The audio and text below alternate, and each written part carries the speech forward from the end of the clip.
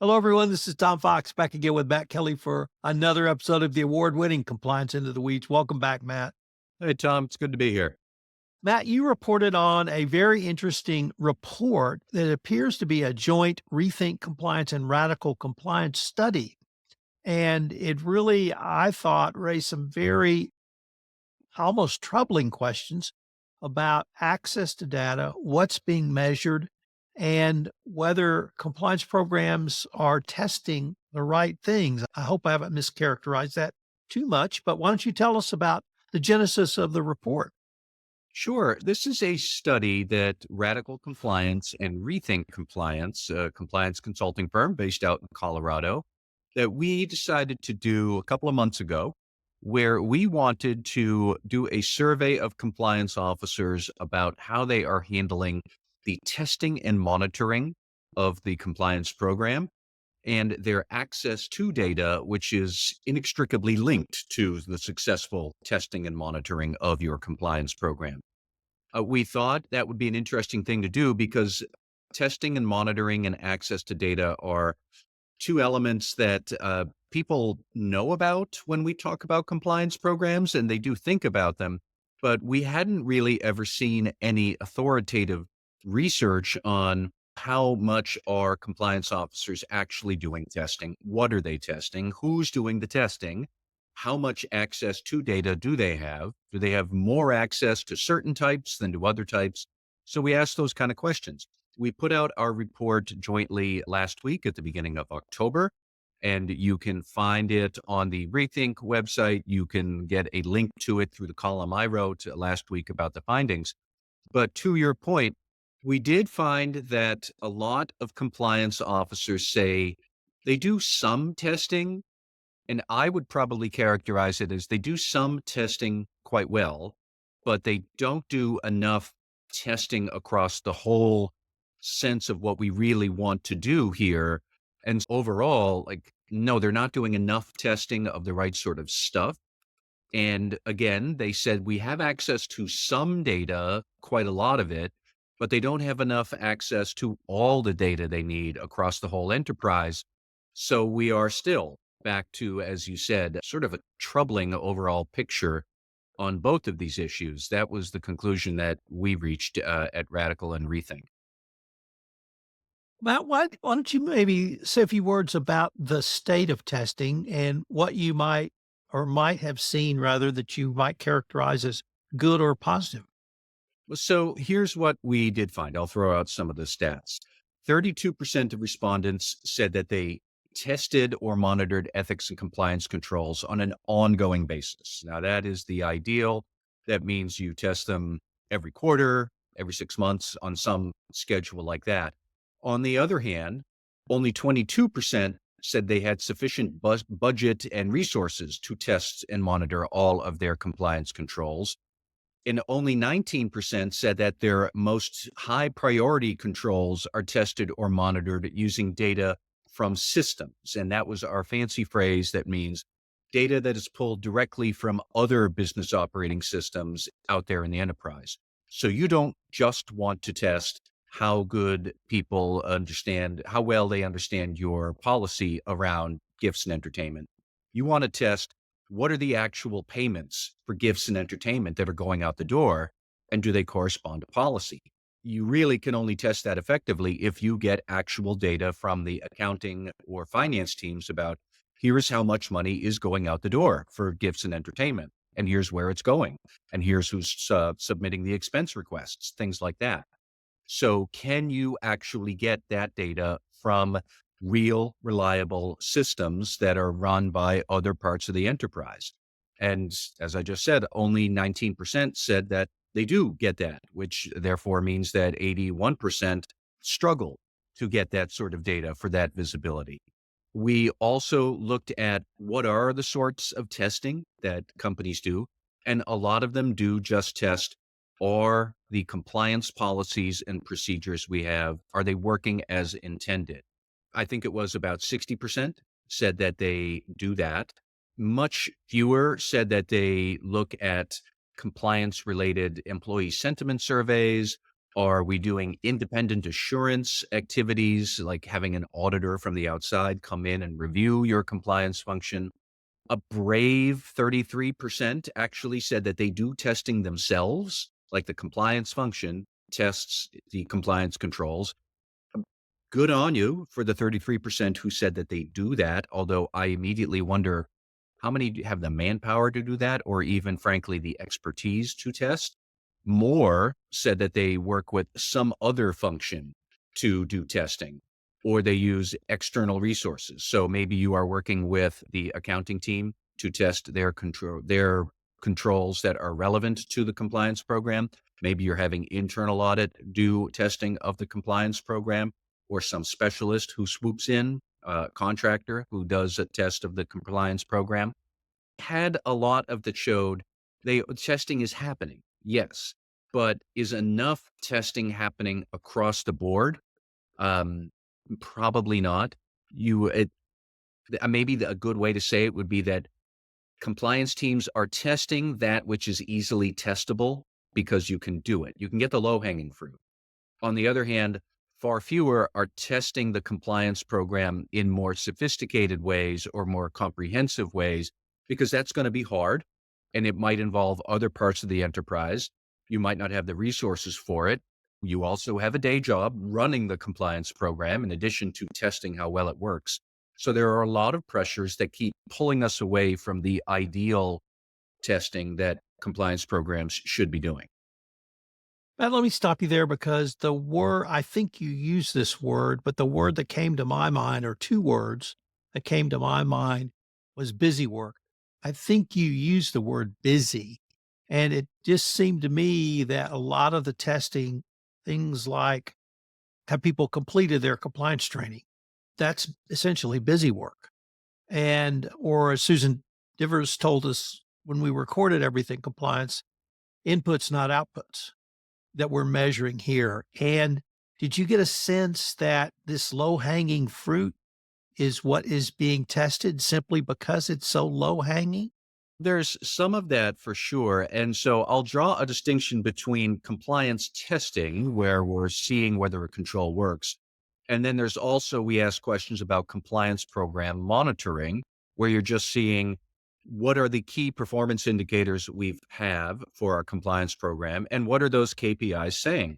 And there is some of that low hanging fruit or measuring busy work dynamic going on there on the monitoring too. So I'll throw out a few more statistics for you.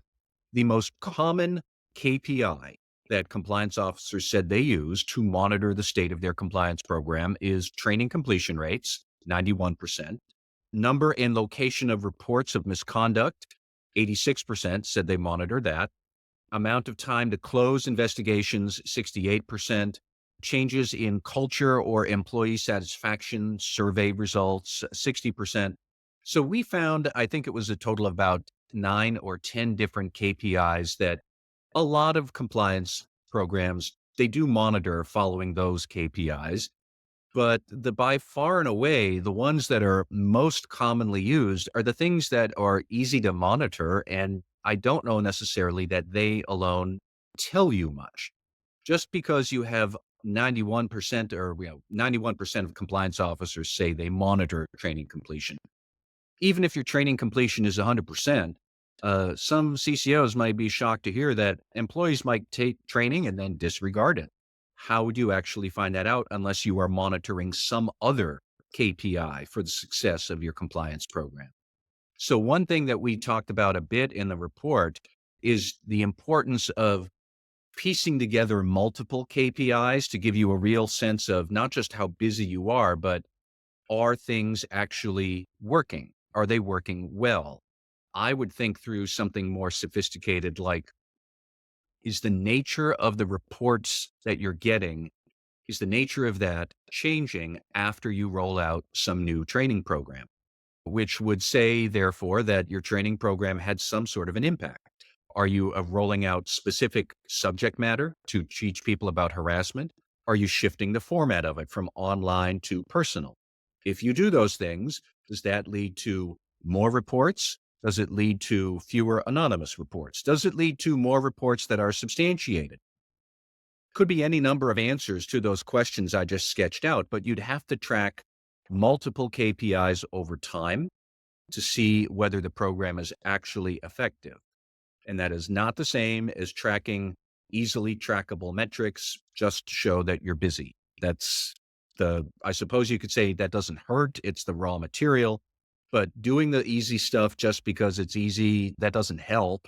There's going to have to be more. And compliance officers would need to sit back and think long and hard about what are the set of matrix, KPIs, and metrics that we would really want to study to see how we could get a sense of if the program is working. Matt, in listening to your answer, it struck me perhaps I'm looking at this incorrectly. That would it be one way to look at this is that this is the state of where we are now. Now let's move on to the next level, and that it took us till 2024 to get to this point. So let's see where we can take it to get more sophisticated, more access to data rather, and more sophisticated monitoring of controls, or something else in your opinion? That's a good question. I mean, I would be asking more like what forces pushed us to this point that we're at right now? And that would be, frankly, the Justice Department talking about the importance of testing your controls and your compliance program and monitoring the success of the program and trying to measure effectiveness. If the Justice Department wasn't pushing this, I don't know that a lot of companies would bother to do it. Um, we need to think about some technology constraints as well. It can be difficult to get that granular level of data and analysis that is important to be able to see, is your program effective? Is it not? I'll give you another example of what I mean there. And here's a few more statistics we found. So tracking all those KPIs, let's say you do track a whole bunch of KPIs and you have configured them to get a good sense of the program. However, we also found that most companies track them at the enterprise level. 67% said, yes, we track our KPIs at the enterprise level. That's good, but far fewer track KPIs at the business unit level. That was only 28%, or the department level. So that's 27%. And only 10% said they track these KPIs at the individual employee level. That would be nice if we could get those numbers up for more granular look at what's really happening with our program in business units or in certain departments or even with certain people. That would be lovely if we could do that. That's going to be hard. That's really expensive. The technology challenges there are no joke. You'd have to integrate a lot of different data sources into your analytics tools. And you might have a highly acquisitive company with all sorts of legacy IT systems. So that's going to be a big ask. And how do we get from where we are now, that more companies are doing this, that's good.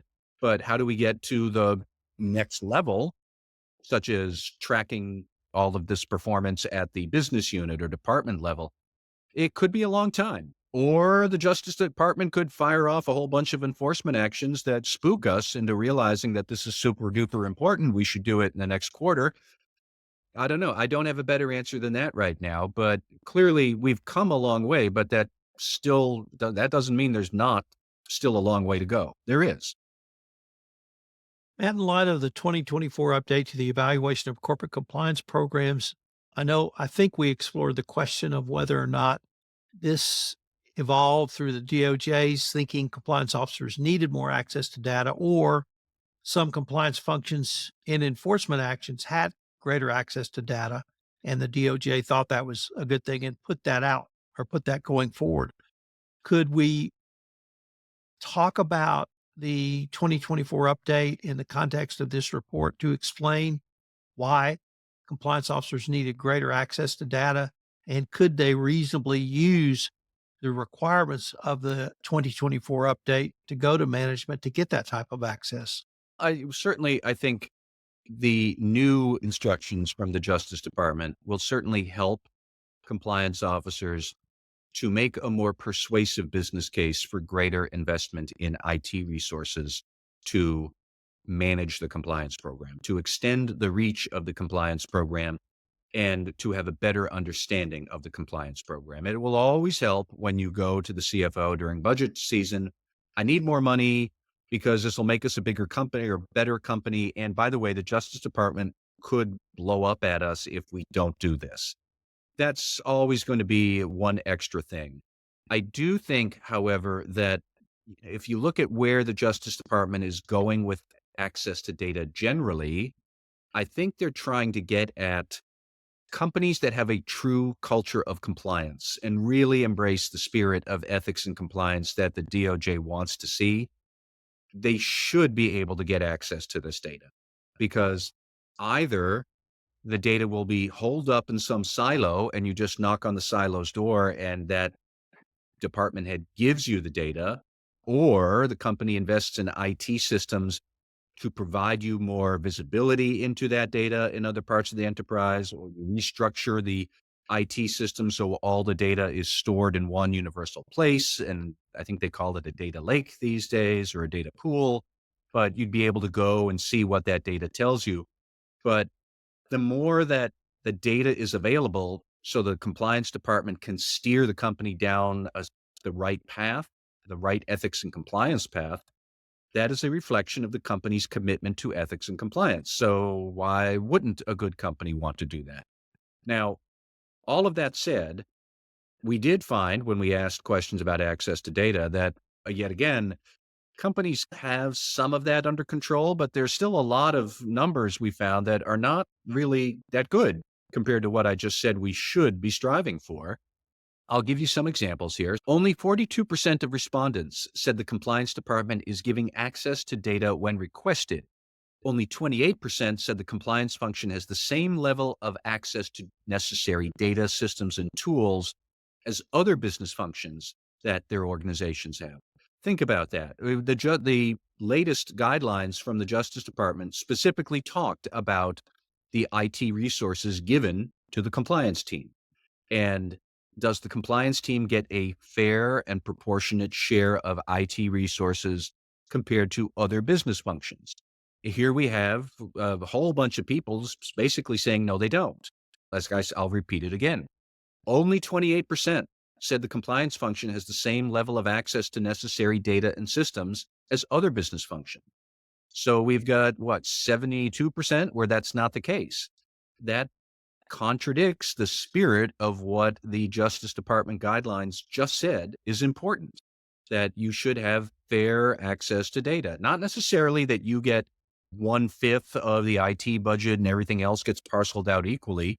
If you have a lot of compliance needs, then you should have a lot of compliance IT resources.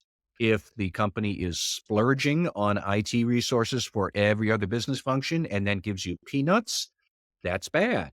It's more about how does the management team think through the allocation of resources to make sure that the ethics and compliance quest, the spirit of it, either the team, that the function that runs ethics and compliance, or that broader push for good behavior, all of that. How does that mission get its fair share of attention and fair share of resources, frankly, to be able to do good and have a good ethics and compliance function? That's what it's getting to. I will just add very quickly a bit more about access to data. Honestly, it seems like compliance has plenty of access to data from those things that it gets to run, the whistleblower hotline, or compliance training courses, or sometimes investigation protocols, things like that, where you would expect the compliance team would have access to that data because it's the compliance team's data, it's their system. But access to something like personnel feedback that's run by the HR team, a whole lot less access to that sort of data. What's being said in exit interviews about the culture of the company? Again, that's in the HR silo, lot less access to that data. What about, I don't know, invoices that are received before purchase orders, which is potentially an indicator of fraud? Do you get access to that data? That's run by the finance or accounting team. And again, we have a whole lot less access to that data. It sticks out like a sore thumb that compliance has access to the data that it owns, duh, but it doesn't have as much access to data it doesn't own. So is that because the IT systems are too clogged and they can't get the data over? Or is it because the owners of that data aren't interested in working with compliance and not sharing the data? Either way, that's problematic there, and we'd have to think a bit about how to get that solved. Tom, I want to call out one more quick point before we wrap up. We also did find, tying all of this together, compliance officers who do get access to their necessary data, they also tend to test and monitor their controls more thoroughly. Again, not surprising when you sit and think about it, but if the success of your program, you don't know if it's successful unless you're testing and monitoring it, and you're not really testing and monitoring it as thoroughly and usefully as possible unless you get access to the data. So it all comes back to access to data. But I'll stop there and I will tell the powers that be that we should do this again next year. We'll be sure and mention that to the CEO of Radical Compliance. Matt, even though I had an inability to name this podcast when we first started trying to record, the name Compliance Into the Weeds, this is exactly the type of podcast I had envisioned and hoped for. So we really went into the weeds. We gave a deep dive into some really interesting data that I hope will bring a fair amount of enlightenment to our colleagues. And I'm going to go on the record now and request that Radical Compliance and Rethink Compliance do the survey next year. I will pass that on.